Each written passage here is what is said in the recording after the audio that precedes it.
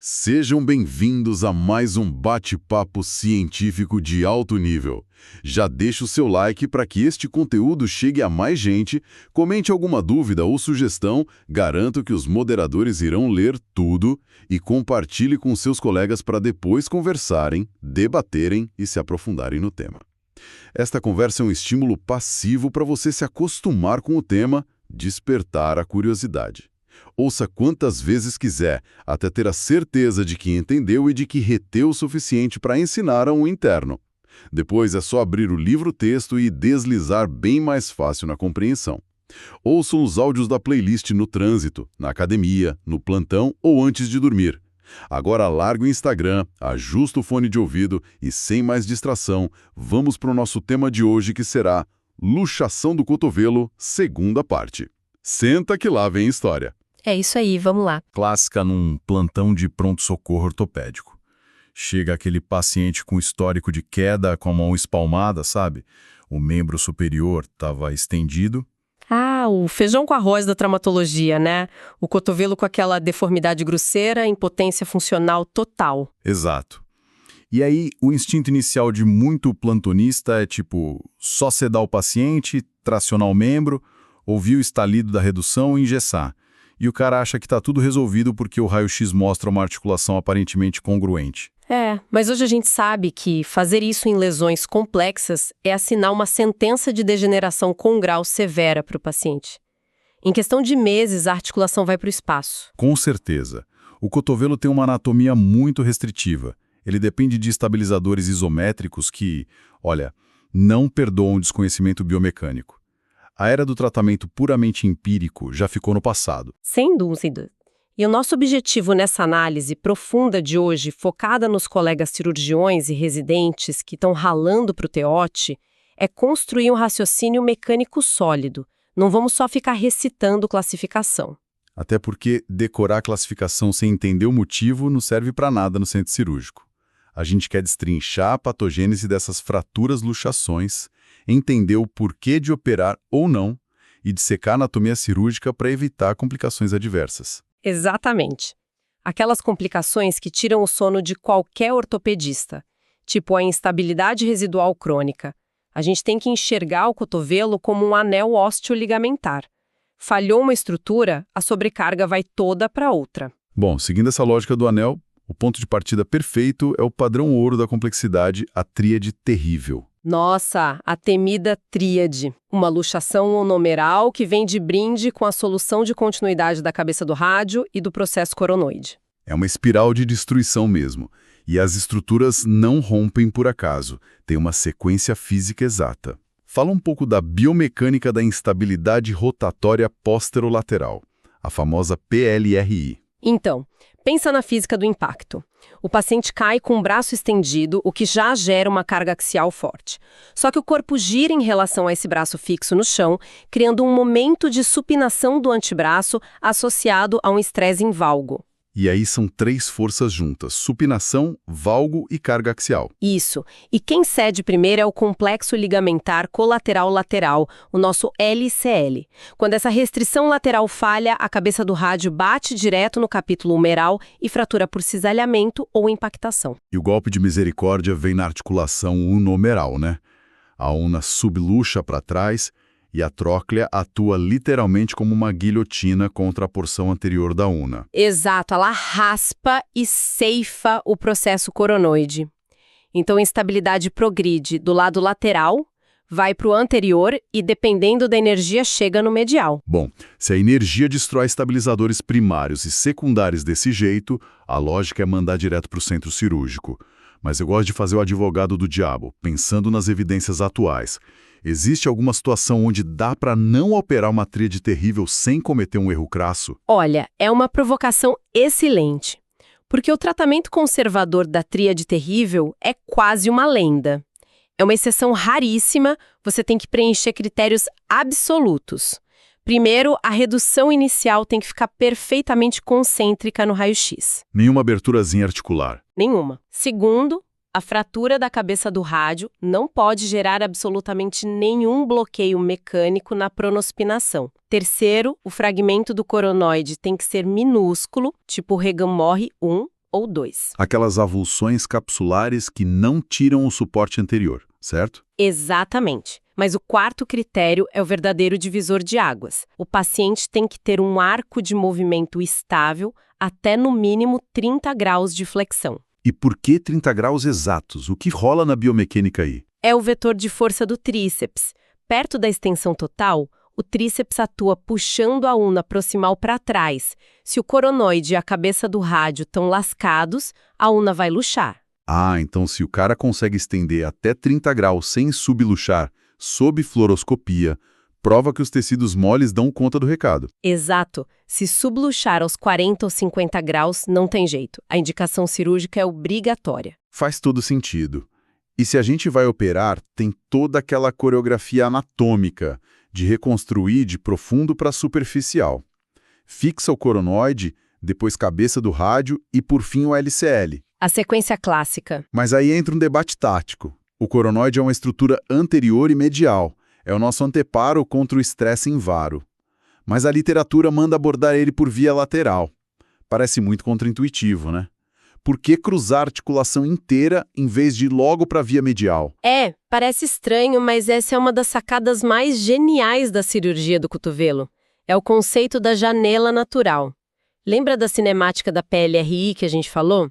O trauma já arregaçou a cápsula lateral, já avulsionou o LCL e já fragmentou a cabeça do rádio? Em muitos casos a cabeça do rádio até é ressecada na hora para colocar a prótese. Isso mesmo. Então esse cenário de destruição cria um portal cirúrgico enorme do lado lateral. O cirurgião olha direto para a base do coronoide por ali. A gente usa o defeito que o próprio trauma criou para passar sutura em laço na cápsula anterior ou até colocar parafuso de posterior para anterior. Perfeito. E o pulo do gato é evitar a via medial, porque dissecar o lado medial significa risco de desvascularizar mais osso e, claro, ter que manipular o nervo ulnar. A gente só vai para o acesso medial se o coronoide for gigante e inatingível pela via lateral. Ou se o cotovelo continuar instável no final, né? Muito interessante, a gente segue o rastro do trauma. Mas isso inverte meu raciocínio agora. E se a força for da direção oposta? Aí a gente entra num terreno bem escorregadio. A instabilidade rotatória posteromedial, a PMRI, é aquele padrão que passa batido muito fácil no pronto-socorro e destrói a articulação do paciente em silêncio. PMRA é o oposto da tríade e é uma armadilha diagnóstica terrível. O paciente cai com o antebraço em pronação, com estresse em varo e força axial. Em vez de abrir o lado lateral, isso cisalha a face medial da articulação. O alvo vira a faceta anteromedial do coronoide, certo? Isso, e muitas vezes avulsiona o LCL do outro lado pela tensão. E nas piores, rompe o ligamento colateral medial também. E para quem está focando no TELT, tem uma bandeira vermelha gigante aí, né? Na tríade, a cabeça do rádio sempre está quebrada, mas na PMRA a gente tem a solução de continuidade no coronoide com a cabeça do rádio intacta. Isso é a pegadinha clássica de prova e de plantão. Raio-X com o coronoide quebrado e cabeça do rádio lisinha, pense em PMRA na hora. E no exame físico tem aquele teste que é a prova do crime dor ou crepitação quando abduz o ombro. Explica a física por trás disso. Física pura e gravitacional. Quando o paciente abduz o ombro a 90 graus, com o cotovelo fletido, a gravidade pesa no antebraço e cria um vetor monstro de estresse em varo no cotovelo. E como a faceta anteromedial do coronoide está fraturada e não segura o varo, o cotovelo subluxa. É aí dá o clique e a dor na interlinha medial. Exato. Para não errar isso, tem que dominar a classificação de O'Driscoll para o coronoide. Ela divide exatamente esse grupo de lesões com base na anatomia do fragmento. Vamos detalhar o O'Driscoll porque ele focou demais na faceta anteromedial, criando o tipo 2 e seus subtipos. A genialidade dele foi mapear o que está inserido no osso. O subtipo 1 pega só a borda, o 2 pega a borda e a ponta, e o subtipo 3 é o mais crítico porque avança para a base e envolve o tubérculo sublime. O tubérculo sublime é crucial. É ali que insere o feixe anterior do ligamento colateral medial. Isso! Se quebrar o subtipo 3, o paciente perde o bloqueio ósseo contra o varo e perde o ligamento primário que segura o valgo. A articulação fica solta, boiando. E se a lesão é tão grave, a tática cirúrgica muda toda. A gente não tem mais aquela janela natural lateral. Tem que ir direto para a via medial precocemente. E aí eu te pergunto sobre a fixação. Na tríade, a gente faz laço de sutura no cronoide. Dá para fazer o mesmo na PMRI se o fragmento for pequeno? Olha, a resposta é um não gigantesco. Isso é um erro conceitual grave. Na porção anterior da tríade, a cápsula age como fita de tensão, então sutura funciona. Mas a faceta anteromedial sofre força de cisalhamento pesada. Então, se botar só sutura ali, a primeira carga que o cotovelo receber em varo vai rasgar o osso ou afrouxar o fio. Exatamente, falha catastrófica imediata e degeneração condral em seguida.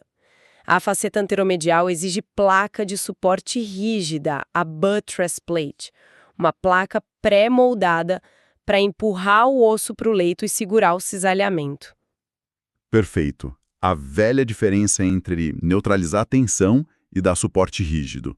Muito bom. E, para fechar nosso anel osteoligamentar, a gente tem que falar da una proximal, olecrano e os padrões de Monteggia. Sim, ao avaliar a autoenergia na una proximal, o primeiro passo do raciocínio clínico é separar uma transolecraniana verdadeira de uma Monteggia posterior, tipo BADO 2 ou as variantes de Júpiter.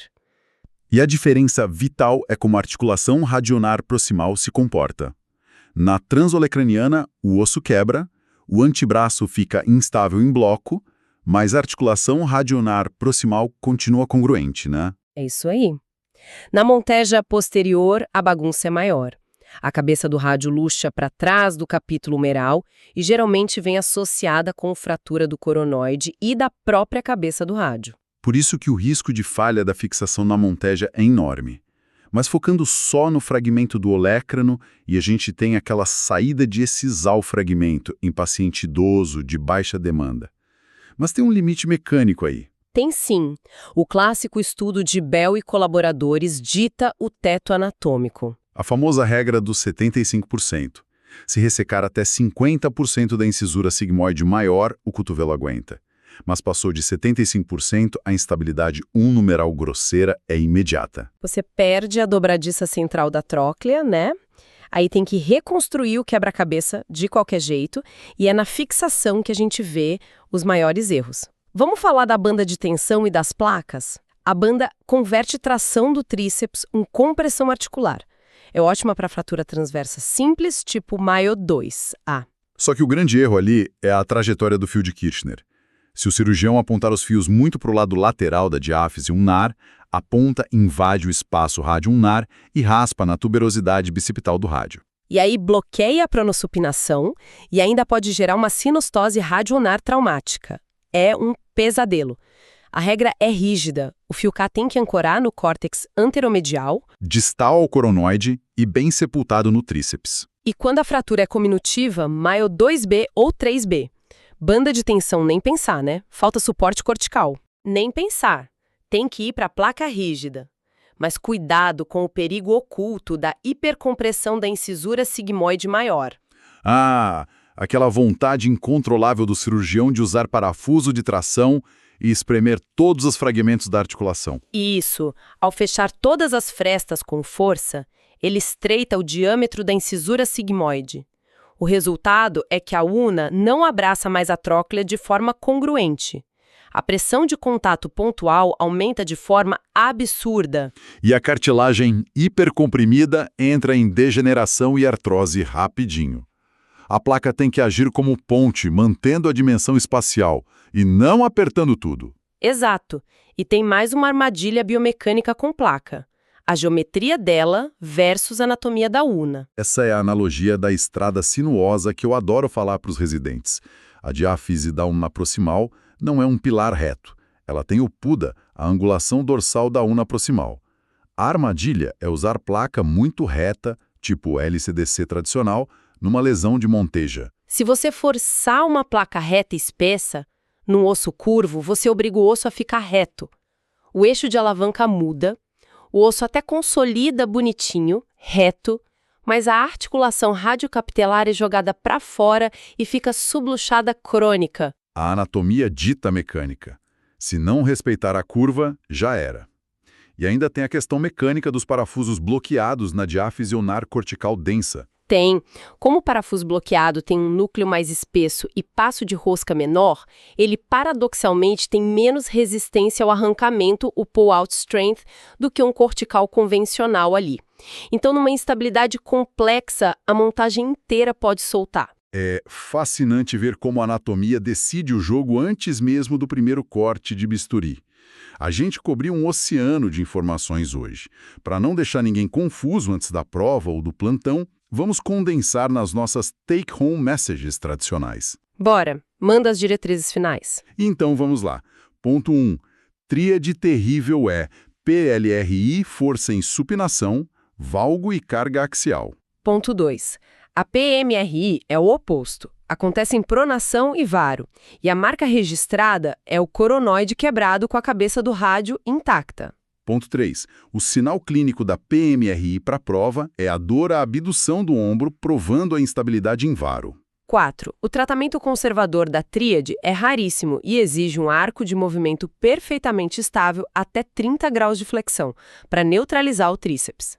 5. A sequência operatória padrão para tríade é coronoide, cabeça do rádio e LCL, usando aquela janela lateral que o trauma já abriu. 6. A classificação de O'Driscoll é quem manda no jogo para o coronoide baseado na anatomia e consequências biomecânicas. 7. As fraturas da faceta anteromedial na PMRI exigem placa de suporte, a buttress. Se botar só sutura ali, o cisalhamento vai destruir a montagem. 8. Nas lesões transolecranianas, a articulação radio-ulnar proximal continua congruente, diferente da monteja posterior. 9. Sobre excisão do olecrano, a regra de Bell. Ressecou mais de 75% da incisura sigmoide maior, a instabilidade acervera garantida. 10. Cuidado extremo com a hipercompressão da incisura sigmoide maior ao usar placas em lesões cominutivas, senão a degeneração condral vem a galope. 11. Usar placa reta na una proximal anula a angulação dorsal natural e causa subluxação radiocapitelar. E 12. Na banda de tensão, não deixe o fio divergindo lateralmente para não causar sinostose. Ancore sempre no córtex anteromedial. Que baita resumo! Rigor técnico absoluto é o que salva o cotovelo. E para instigar a mente de quem nos ouve, fugindo só um pouquinho da literatura base, a gente debateu exaustivamente sobre reconstruir áreas críticas, tipo o coronoide, né? Sim, que é sempre um desafio absurdo. Mas a gente vive uma escassez crônica de próteses comerciais de coronoide. Então fica a provocação para os próximos 5 anos. Com o avanço rápido da tomografia e do planejamento virtual, será que usar prótese customizada de coronoide, impressa em 3D em titânio poroso, espelhada no lado saudável do paciente, não vai ser a salvação? Olha, preencher esse vazio ósseo quando a fixação tradicional falha ou é impossível, mudaria completamente o jogo na nossa prática. Fica a reflexão para quando a tomo vier mostrando um coronoide reduzido a pó. Por enquanto é só pessoal. Hasta la vista, I will be back.